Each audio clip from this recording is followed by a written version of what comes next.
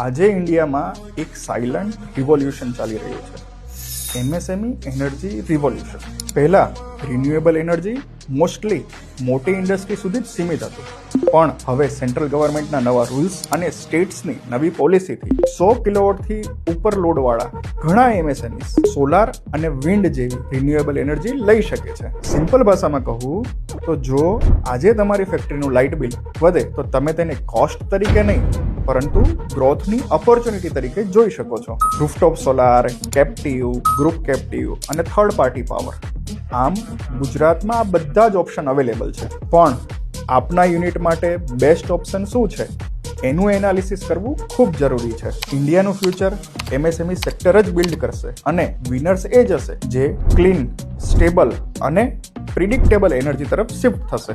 આવા જ simple, practical, business અને એનર્જી ઓરિએન્ટેડ કન્ટેન્ટ માટે અમારા પેજને ફોલો કરો.